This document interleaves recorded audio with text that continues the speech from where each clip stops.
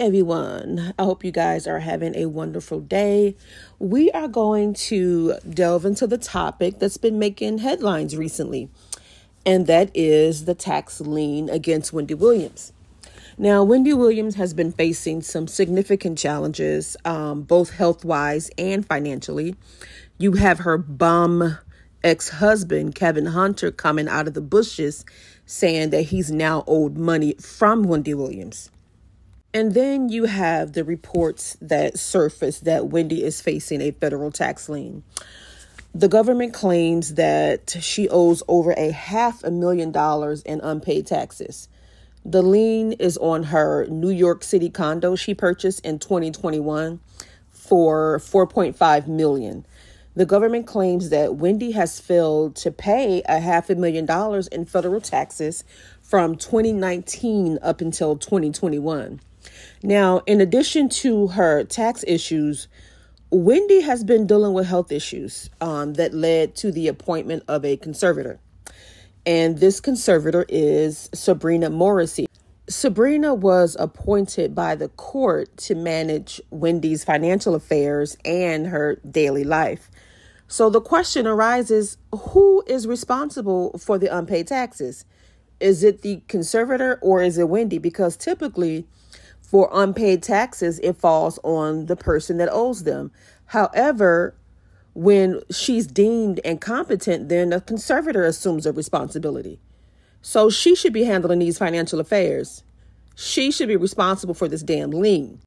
All right, so TMZ says that the online records show the lien was generated in January of this year and was recorded with the New York City Department of Finance in early February. As of now, there doesn't appear to be any evidence the lien has been dealt with yet, but it's possible Wendy already cleared this up. We've reached out to the court-appointed guardian of her finances, but no word back yet. Of course not. Of course, this is troubling for a number of reasons, most notably the fact that Wendy's health struggles have recently come to light, including the fact her team says she's been diagnosed with aphasia and dementia. By the way, Sabrina Morrissey, the guardian of Wendy finances, was reportedly appointed sometime in spring 2022. So she came abroad after the alleged tax violations. The question is the guardian dealing with this now? That's the question. I don't give a damn that it came about after she was appointed. Are you dealing with it now? This is unbelievable, and I can't believe that this is happening right now to Wendy Williams. And I know that Sabrina came on after the tax lien, but I mean, it's still something that she should be taken care of now. It shouldn't exist now. The moment you were made aware, it should have been dealt with. And I know this ain't the first time she's hearing about the tax lien. And going back to Kevin Hunter, he's coming out of the bushes trying to extort money from Wendy Williams. So according to his petition, he's claiming that she owes him 2 years of spousal support. Under the divorce agreement, Wendy agreed to pay him from 99 up until 2020. So he's saying that once Wendy was placed under court-ordered guardianship, that the payment stopped. I'm not buying that. I am not buying that because it's under her financial obligation. So I'm sure the conservator was paying him.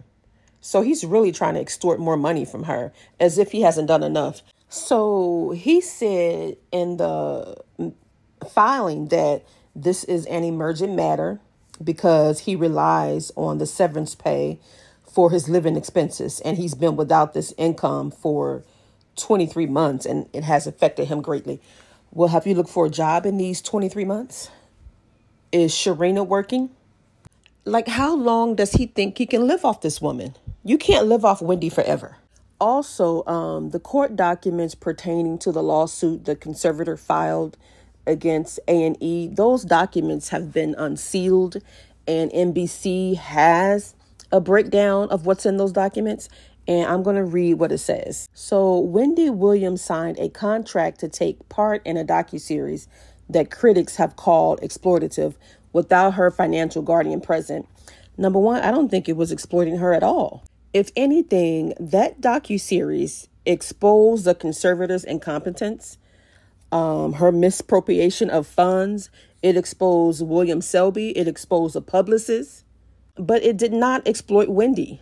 Williams was impaired, but had not yet been diagnosed with a neurological condition that affects her ability to communicate and understand others when she agreed in November 2022 to take part in a 2-part Lifetime docuseries. The Guardian, Sabrina Morrissey, said in court documents filed February 21st, she was not and is not capable of consenting to the terms of the documentary contract, the paper states, and no one acting in Williams' best interest would allow her to be portrayed in the demeaning manner in which she is portrayed in the trailer for the documentary. It goes on to say, even though Williams is listed as the executive producer of Where is Wendy Williams, Morrissey asked the court to declare the contract null and void and bar A&E television networks and Entertainment One reality productions from releasing the documentary and any associated footage.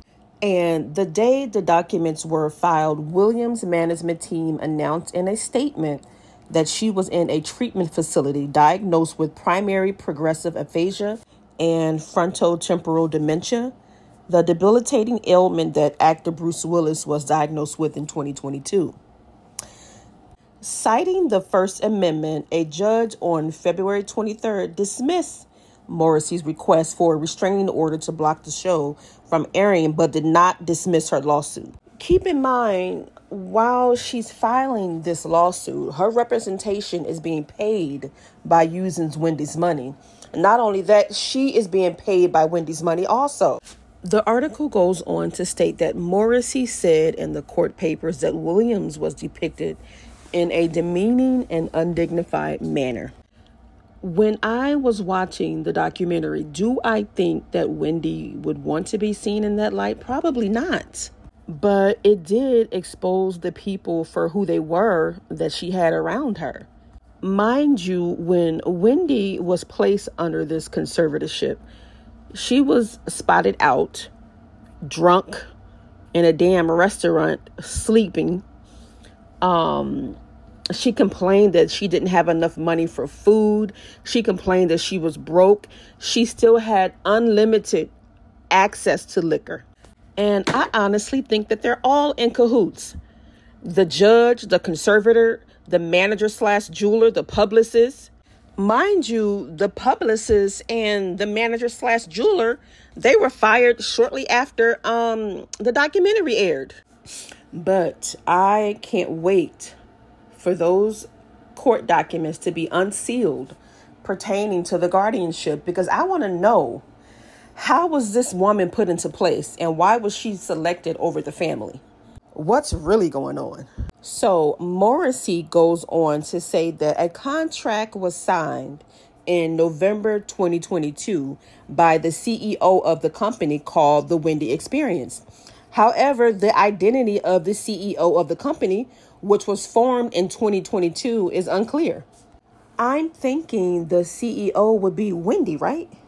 But she mentions in the lawsuit that the signature of the CEO on the contract is not clearly legible. And she said it's highly distinguishable from Wendy Williams' signature. So this suggests that maybe Wendy Williams is not the CEO. I don't know. So Morrissey stated that although the company was formed after she was appointed as Wendy's guardian, she did not authorize the creation. So not only did she not authorize the creation, that ain't Wendy's signature, apparently.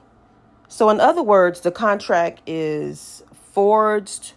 It ain't valid. Child, I don't know. But listen to this. In a statement to NBC News on Thursday evening, A&E said, "We look forward to the unsealing of our papers as well, as they tell a very different story."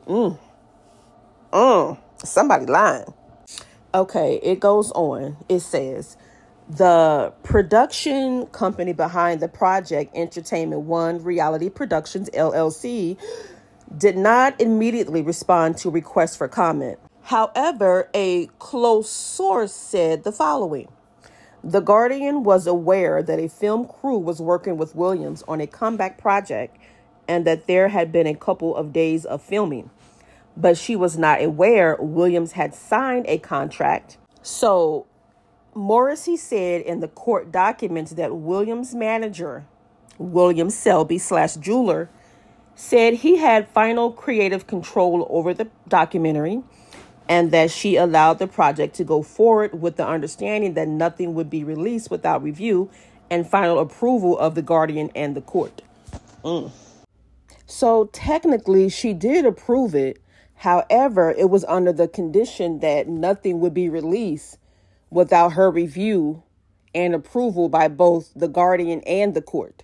So this is why the damn taxes wasn't paid, because she's spending most of her time trying to file lawsuits and shit, when she should have been using that time to make sure Wendy is cared for, make sure her financial obligations are taken care of. But she's in court filing bogus lawsuits.